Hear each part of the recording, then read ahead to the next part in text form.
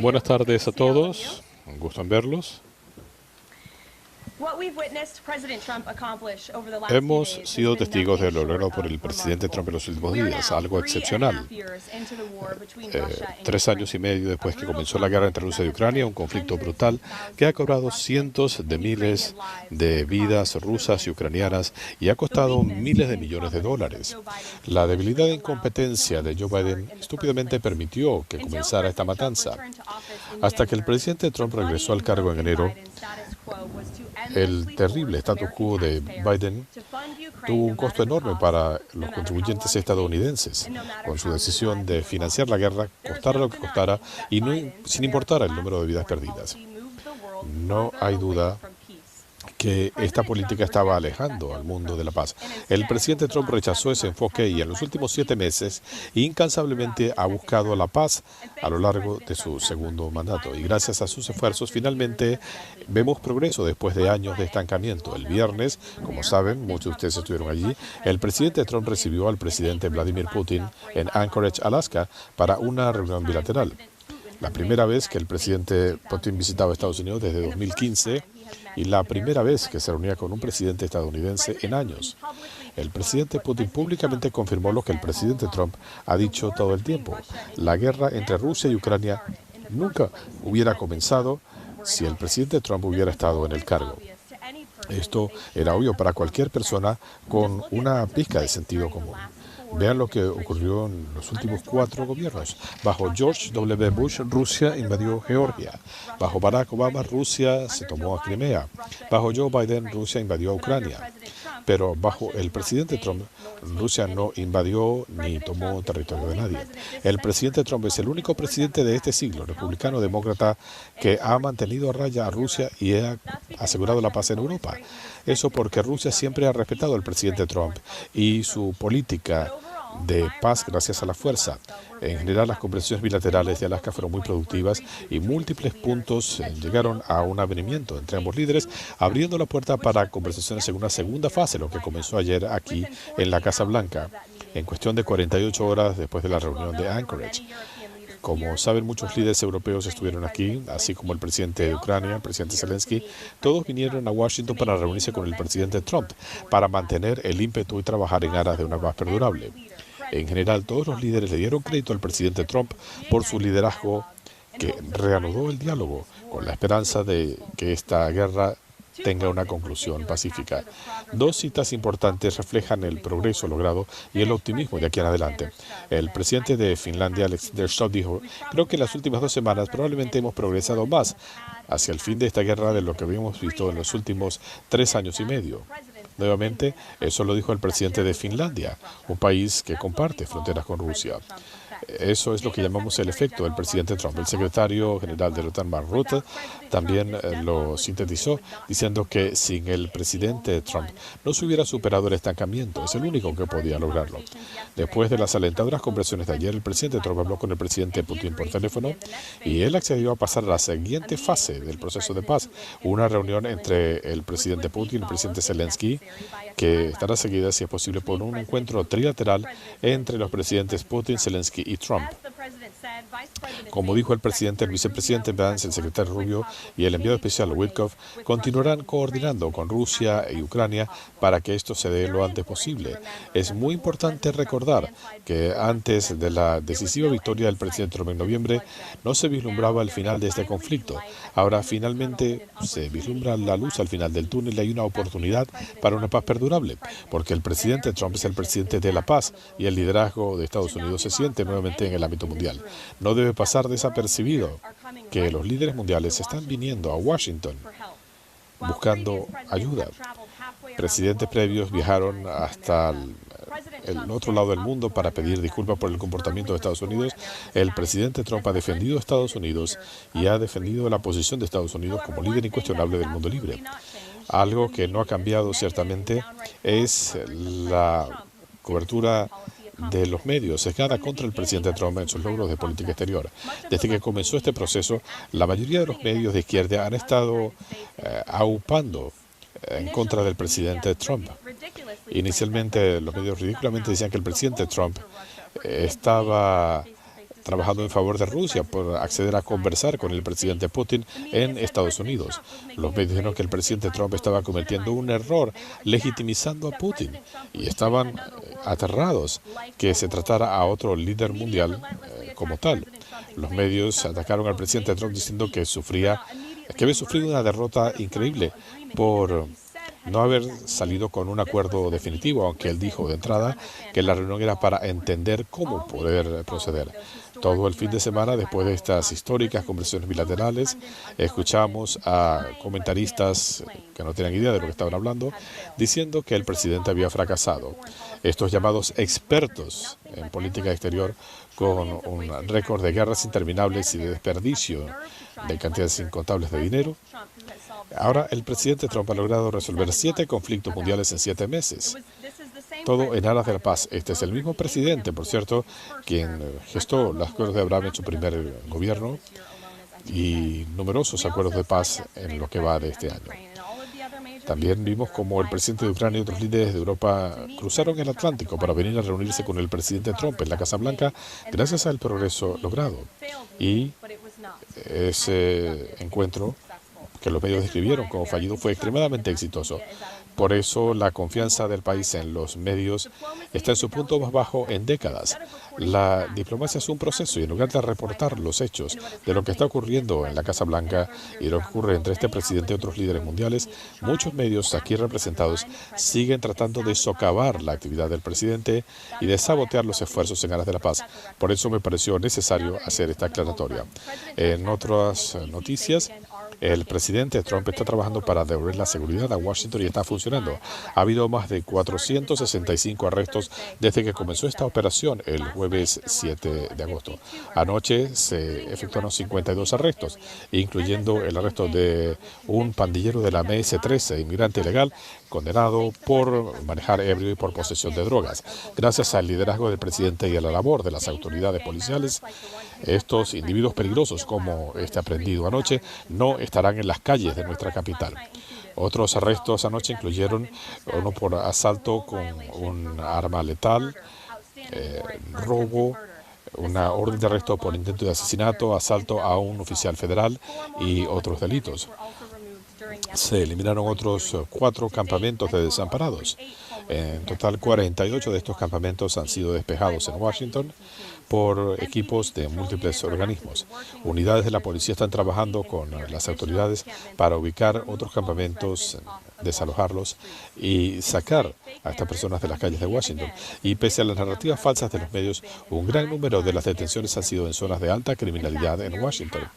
De hecho, casi la mitad de los arrestos no asociados con criminales, con inmigrantes ilegales, se realizaron en distintos lugares de la ciudad, donde había personas vinculadas con crímenes violentos, homicidios, asaltos con armas letales. Los demócratas siguen aupando a los criminales. El presidente Trump y su gobierno están concentrados en ponerlos en la cárcel y defender sin vacilaciones la seguridad de los ciudadanos estadounidenses, y la Casa Blanca va a seguir brindándoles los resultados de esta operación en los próximos días. Y con esto, preguntas.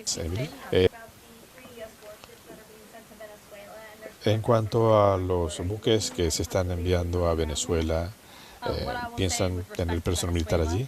En cuanto a Venezuela, el presidente Trump ha sido muy claro y consistente. Él está preparado para utilizar todos los recursos de Estados Unidos para que las drogas no vengan a nuestro país y para que los responsables sean sometidos a la justicia. El régimen de Maduro no es el gobierno legítimo de Venezuela, es un grupo narcoterrorista, y Maduro, en opinión de este gobierno, no es un presidente legítimo. Es un fugitivo encausado en Estados Unidos por tráfico de drogas. Nuevos medios, tenemos a Jack Posobiec, quien estuvo con nosotros en Alaska la semana pasada. Comenzamos contigo. Gracias, Caroline. En relación con el estatus de las conversaciones de paz, obviamente vimos al presidente Trump en Anchorage, vimos la cumbre de ayer. Pero esta frase, la coalición de los dispuestos, garantía bajo el artículo 5. En cuanto a las garantías de seguridad, ¿cuál es el estatus de estas conversaciones? El presidente hablaba de la presencia de efectivos europeos, pero definitivamente no de Estados Unidos, pero que habría coordinación con Estados Unidos. ¿Puede aclararlo? Bueno, es el punto focal de lo que les iba a decir hoy en cuanto a las garantías de seguridad. El presidente ha dicho tajantemente que no habrá soldados estadounidenses en Ucrania, pero sí podemos ayudar en la coordinación y proveer otras garantías de seguridad a nuestros aliados europeos. El presidente entiende que estas garantías son fundamentales para garantizar una paz perdurable y él le ha dado instrucciones a su equipo de seguridad nacional que coordine con nuestros amigos en Europa y que sigan cooperando y conversando sobre estos asuntos con Ucrania y con Rusia. ¿Y cómo han respondido los rusos? Sé que él habló con el presidente Putin anoche. ¿Cuál fue su respuesta? Hemos visto algunos reportes del Kremlin y otros que dicen que se oponen a la presencia de fuerzas de la OTAN en el terreno. El presidente sigue conversando con ambos líderes. Estas conversaciones tuvieron lugar en Anchorage, Alaska. Ayer se reunió con los europeos, con el presidente Zelensky, y se está trabajando en desarrollar un marco para las garantías de seguridad que sea aceptable para tener una paz perdurable y el fin de la guerra. Y una última pregunta sobre este tema. En cuanto a otra ronda de venta de armas o de adquisiciones de drones, ¿eso será pagado por los contribuyentes estadounidenses? Y ¿cuál será el mandato en este sentido con estas guerras interminables? El presidente está muy claro sobre la importancia de su responsabilidad con los contribuyentes estadounidenses. Él ha dejado en claro que no vamos a seguir emitiendo cheques y cheques para financiar guerras. Él presenta una solución creativa para que la OTAN adquiera armamento estadounidense, el mejor del mundo, para satisfacer las necesidades de las fuerzas ucranianas y del pueblo ucraniano y sus fuerzas armadas. Esa es la solución que puso el presidente en la mesa, y en cuanto a ventas subsiguientes, lo remitió al Departamento de Defensa. ¿Qué le hace pensar al presidente Trump que Vladimir Putin estaría dispuesto a llegar a un acuerdo? Bueno, el presidente ha descubierto mucho. Es parte de la razón por la que abrió este diálogo. El gobierno anterior, que estaba en control cuando comenzó la guerra, se negaba a hablar. Y el presidente Trump siempre ha dicho que para poder avanzar en la diplomacia y en aras de la paz hay que tener un diálogo abierto. Y por eso el presidente ha tenido múltiples conversaciones telefónicas y en persona con el presidente Putin. También habló con el presidente Zelensky decenas de veces, lo ha tenido en la Casa Blanca, y él comprende qué es lo que quieren ambas partes, qué es lo que ambas partes no tendrán que ceder, y ambas partes van a tener que absorber cierta insatisfacción. Él sigue trabajando en este sentido y por eso se está notando progreso. Y debería añadir que en lo que concierne a progresar, observen cómo Rusia y Ucrania se acercan a conversaciones directas por primera vez, gracias a los esfuerzos de este presidente y este gobierno. Específicamente, ¿cuál sería la motivación de Putin para tratar de hacer algo que favorezca al presidente Trump, en lugar de resolver el conflicto?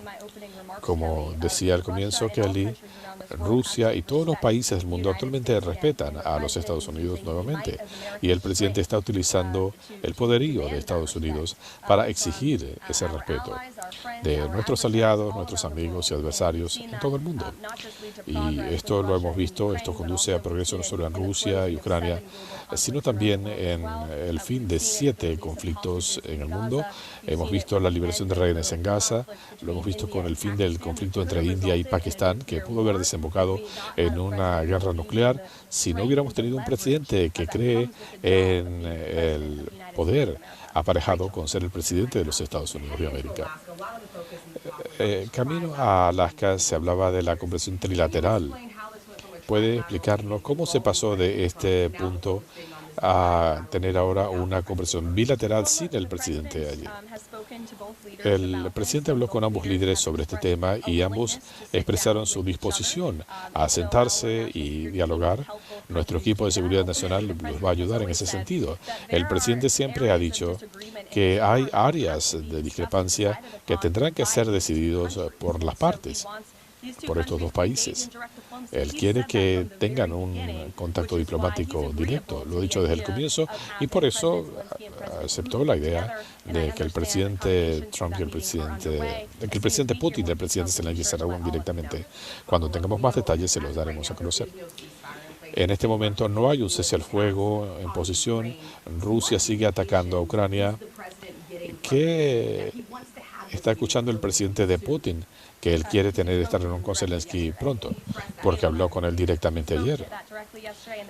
Le habló directamente, el presidente lo mencionó en su declaración, sabiendo que ustedes iban a preguntar, y lo hizo en aras de la transparencia.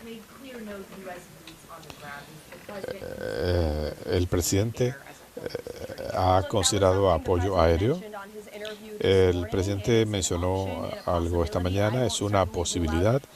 Yo no doy por descontado nada en cuanto a las opciones militares que tiene el presidente, esa es su decisión. Él ha descartado la presencia de fuerzas en tierra.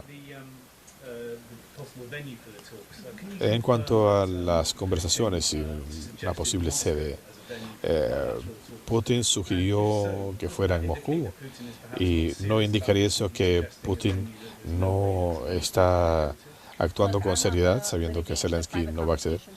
Yo no voy a discutir las conversaciones privadas entre el presidente y el presidente Putin, aparte de lo que el presidente mismo ha dicho.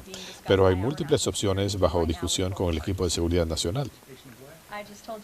Y en cuanto al lugar, les daremos los detalles cuando sea posible. Gracias por intentarlo.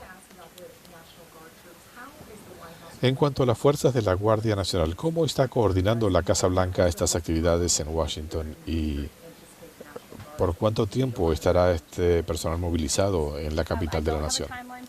No tengo un cronograma, Libby, pero nos vamos a mantener al tanto. El presidente, como ustedes saben, y este gobierno, ellos estuvieron aquí estuvieron miembros del gabinete para hablar de las razones y justificaciones para federalizar la Guardia Nacional en Washington y para trabajar con el Departamento Metropolitano de Policía para que nuestra ciudad tenga más seguridad. El crimen violento ha cobrado demasiadas vidas en Washington y el presidente quiere devolverle la seguridad a la ciudad. En cuanto a la coordinación, este equipo interagencias se reúne y habla a diario. De hecho, en este momento hay una reunión en el ala oeste con miembros de la Fuerza de Tareas para discutir no solamente la movilización de la Guardia Nacional, sino cómo podemos seguir eliminando amenazas de la seguridad en las calles de Washington.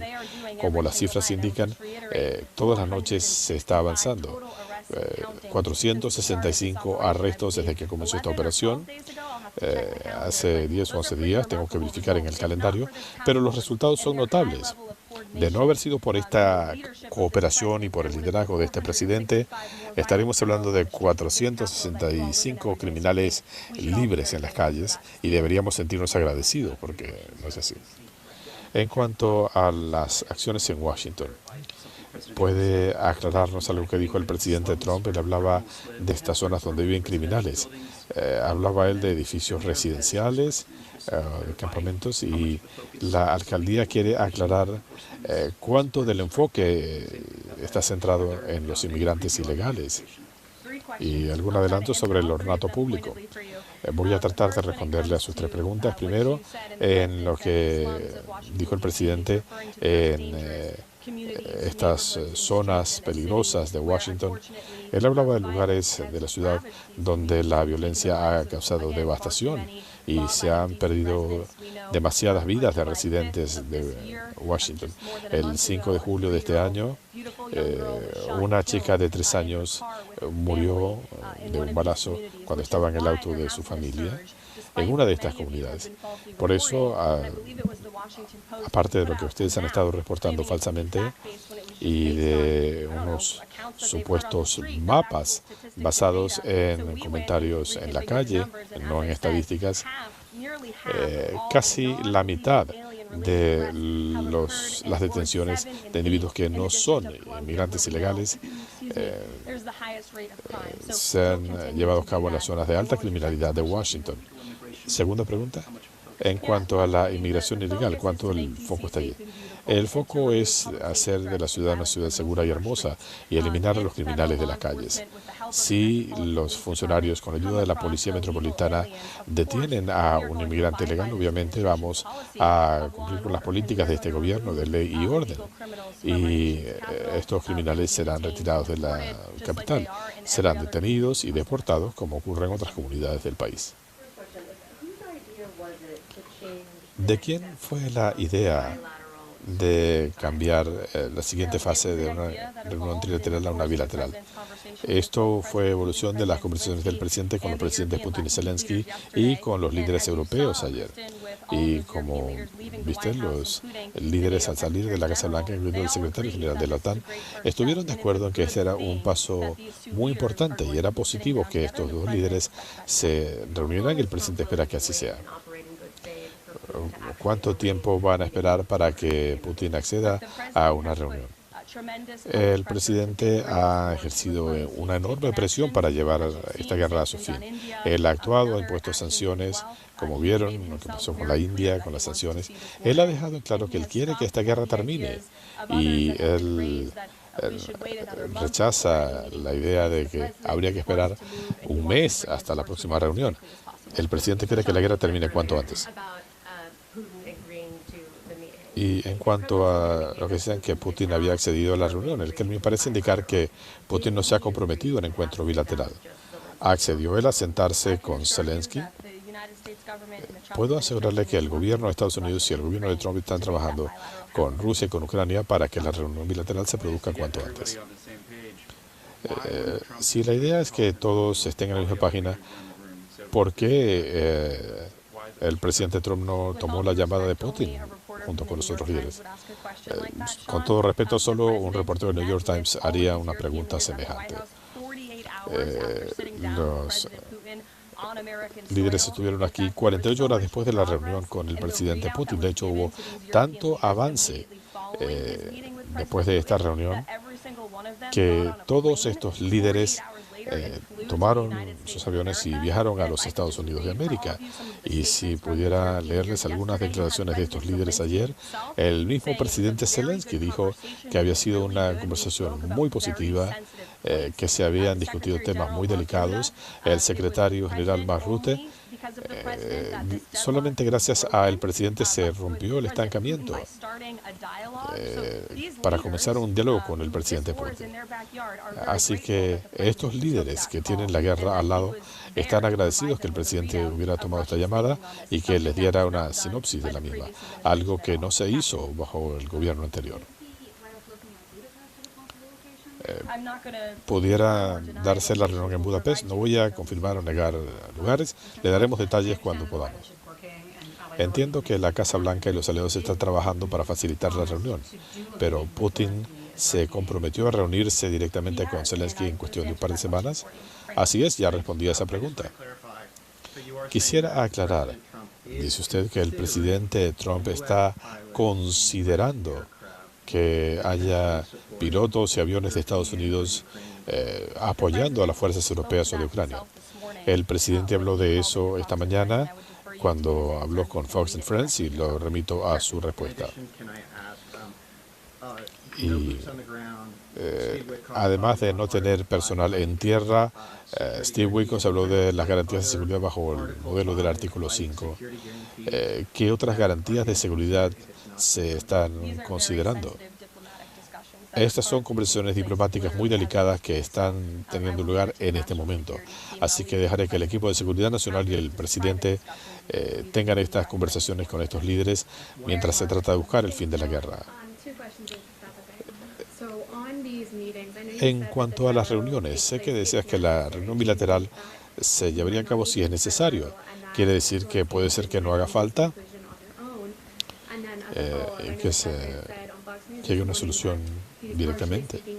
Y sé que el presidente quiere facilitar el proceso de la paz. ¿Hay una motivación espiritual en la actuación del presidente? Creo que el presidente quiere que esto se dé y creo que todos queremos eso. En cuanto al Departamento de Justicia, ¿pueden decirnos por qué se nombró otro director adjunto del FBI? No, señor Bailey es una persona altamente calificada. Él ha servido honorablemente como fiscal general de Missouri y él tiene mucho que aportar para trabajar junto con Dan Bongino bajo el liderazgo del director Kash Patel y de la secretaria de Justicia Pam Bondi. El FBI ha hecho un trabajo excepcional. Hemos visto a sus agentes trabajando en las calles como parte de la Fuerza Interagencias en Washington. Ellos han estado trabajando para frenar la criminalidad en Washington y en todo el país. De hecho, ha habido 19.000 arrestos efectuados por el FBI en todo el país, más del doble de lo que había el año pasado para esta fecha. 1.600 arrestos fueron por crímenes violentos contra niños. Se han rescatado 4.000 víctimas infantiles. Hubo 1.000 arrestos por investigaciones sobre terrorismo internacional. Se han incautado cientos de kilos de fentanilo, de metanfetaminas, y 3 de los individuos más buscados ya están arrestados. Y ninguno de estos individuos en la lista de los 10 más buscados fueron detenidos bajo el gobierno anterior. Nosotros arrestamos a 3 en 7 meses. Cuando actualmente se hace el trabajo policial, todos tienen que cooperar, así que acogemos con beneplácito a Andrew Bailey en esta posición. En cuanto a el exfuncionario del Departamento de Justicia, Albert, quien decía ayer que se estaban llegando a acuerdos con cabilderos. ¿Le preocupa al presidente la forma en que está trabajando la División Antimonopolio?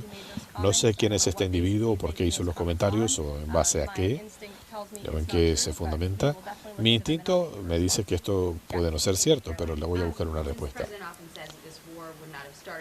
El presidente dijo que si él hubiera estado en la presidencia, la guerra no hubiera comenzado, y Putin lo corroboró.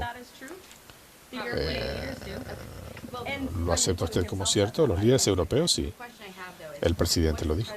La pregunta es, ¿qué va a hacer el presidente para que estas garantías de seguridad se extiendan hacia el futuro, más allá de cuando él ya no esté en la presidencia? Y esto involucraría al Congreso. Él entiende que esto es necesario y lo que va a hacer, y por eso ha trabajado en tantas conversaciones con todas las partes en este conflicto y con los europeos. Por eso cuando regresaba de Anchorage, Alaska, en medio de la noche, sé que muchos estaban durmiendo. El presidente estaba trabajando a las 2 de la madrugada hablando con líderes europeos y con la OTAN sobre cómo se puede garantizar una paz perdurable para que el conflicto llegue a su fin. Él ha invertido mucho tiempo, energía y esfuerzo para buscar el fin de este conflicto y está decidido a que sea así. Gracias. ¿Cuál de estos acuerdos que el presidente ha conseguido es el que lo llena más de orgullo? Buena pregunta, dejaré que el presidente lo responda. Creo que él se siente orgulloso de todos estos acuerdos que ha logrado. Ustedes vieron al presidente de Armenia y de Azerbaiyán hace un par de semanas en la Casa Blanca. El presidente disfrutó de recibirlos y ayudar a buscar el fin del conflicto. Igualmente con los líderes de Ruanda y la República Democrática del Congo, con quienes se reunió en la oficina oval. El conflicto entre India y Pakistán, él utilizó el recurso del comercio para parar este conflicto. Él se siente orgulloso de todos estos logros y para él es un honor servir como presidente de los Estados Unidos para restablecer la paz en el mundo. Usted mencionaba Armenia y Azerbaiyán. Yo estuve cubriendo el conflicto en el Cáucaso, un conflicto de más de 30 años. Él lo resolvió en un par de meses. Hay otros conflictos que el presidente esté observando que deberíamos estar dándole seguimiento. Ciertamente, el Departamento de Estado trabaja continuamente bajo el liderazgo del secretario Rubio, manteniendo al presidente al tanto de conflictos que surgen por doquier en el mundo. Pero como ustedes saben, él está trabajando intensamente en este momento, poniéndole fin al conflicto entre Rusia y Ucrania. Igualmente está el conflicto de Gaza. En cuanto al voto por correo, ¿puede darnos más detalles sobre cómo espera la Casa Blanca resolver esta situación?